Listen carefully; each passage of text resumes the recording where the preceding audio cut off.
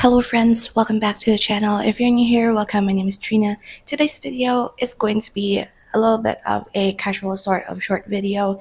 I wanted to film one of these for a couple of months now, and it's the middle of the year, so I guess why not? Because I'm going to be talking about 5 books that I have included as a 5-star prediction that I want to read by the end of 2025.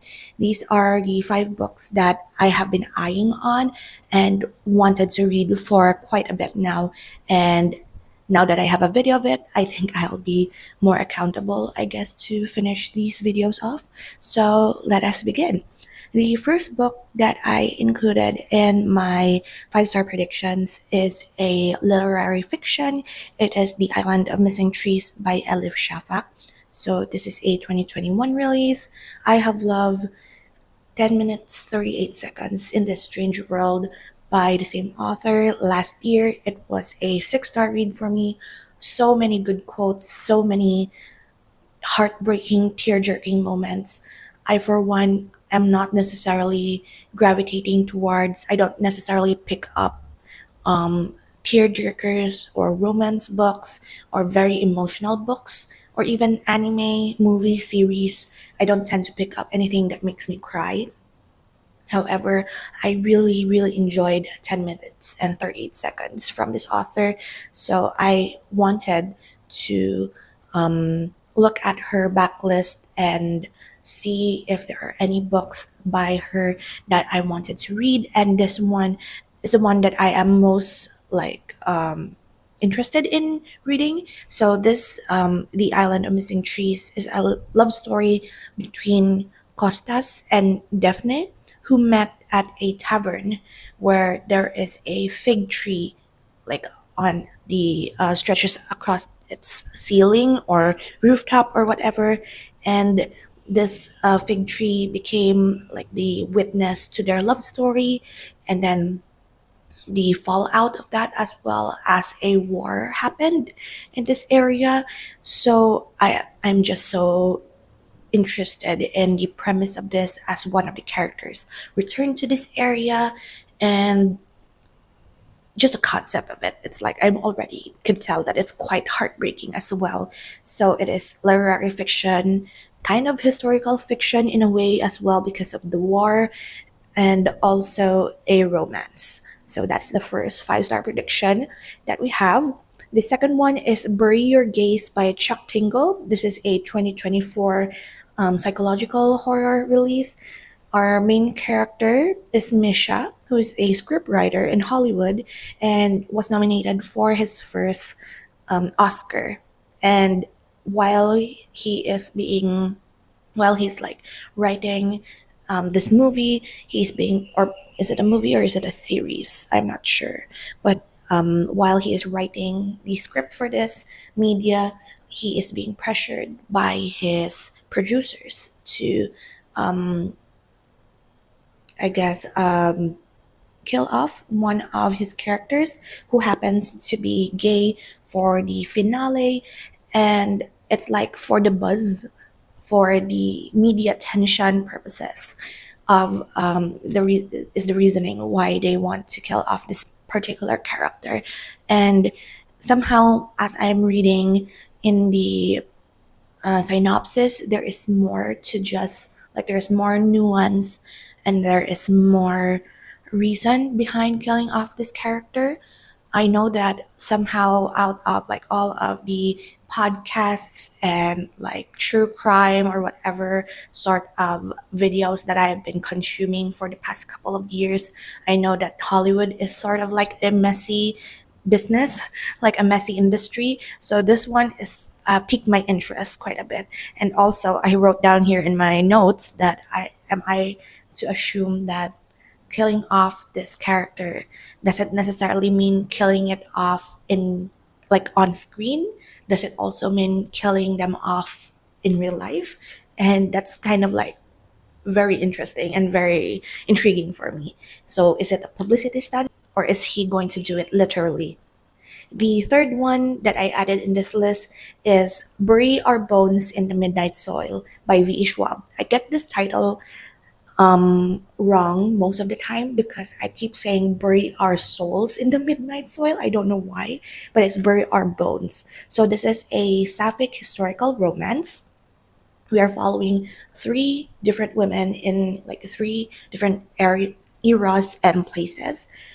We have Maria at Santo Domingo de la Calzada in 1532. We have Charlotte at London in 1827 and Alice at Boston in 2019.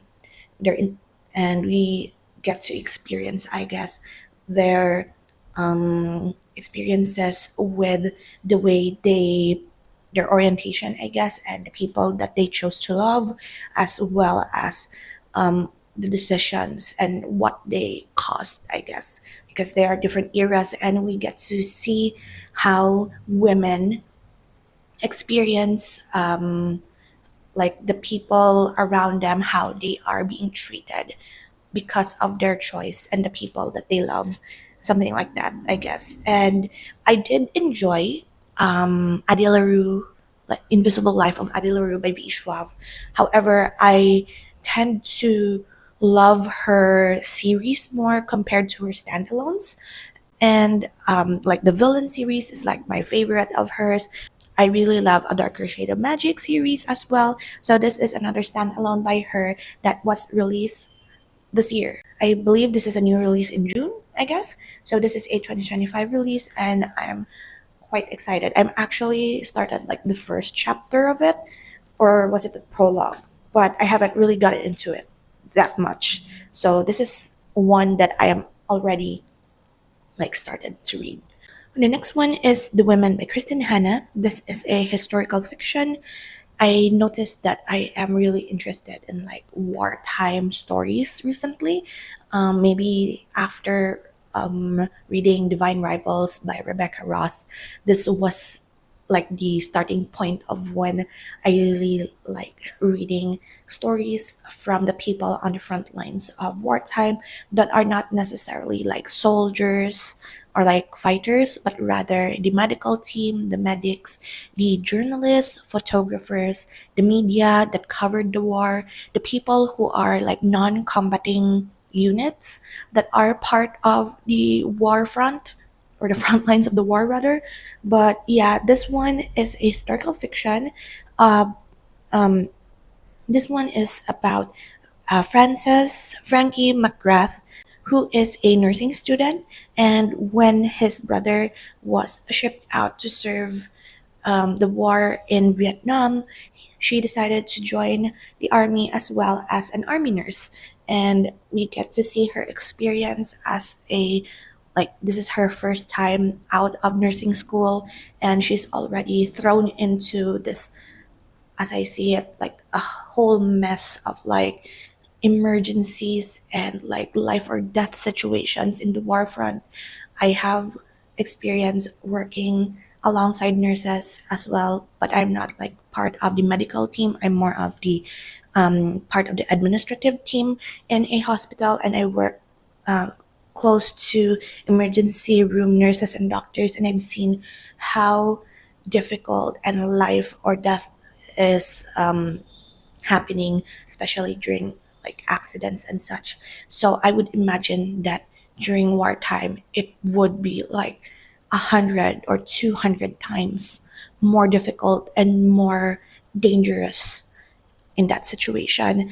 And so this story is like depicting all of the brave women who like sacrifice their safety, their homes, and themselves in order to serve their country in the war.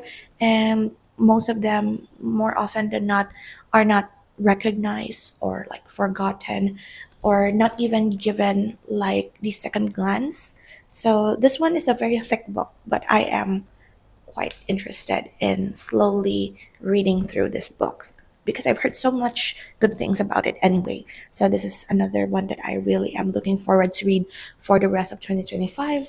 And the fifth one, Remarkably Bright Creatures by Shelby Van Pelt.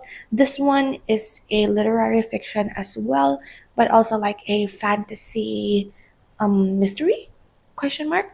But more often than not, I think this is more of like a moving fiction story. So we are following two perspectives. One is of Marcellus, which or who is a giant Pacific octopus that is housed in the Sowell Bay Aquarium. He has not much left to live. He's a very smart octopus who happens to be able to read as well as count the number of days left in his life, and he just wants to explore. He wants to, I guess, live the best life that he has remaining of his remaining days. And the other perspective is of Tova Sullivan, who tidies up the aquarium during the night shift. So she is an older lady who cleans up the place after the aquarium closes for the night, and they have like this sort of very interesting relationship. Tova, I forgot if she is like her husband has passed and her son, her 18-year-old son, went missing. And somehow Marcellus plays a part in solving that mystery of her son. I am like two or three chapters into this book and I'm already loving the voice of Marcellus as the story is being told, and it's pretty interesting. I heard a lot of good things about this book as well, and I believe this is a debut novel. And yes, those are the five books that I am interested in, and also are my five-star predictions. Cross fingers that they are five stars because I've heard so much like good things about them. But I won't be mad if like they are not perfectly up to five stars. My hope is that they won't be going lower than 4.5. I will accept that. And yeah, that is it for this very casual short video. Thank you so much for hanging out with me today. I hope you enjoy, and I will see you in the next one. So until then, guys, take care and bye.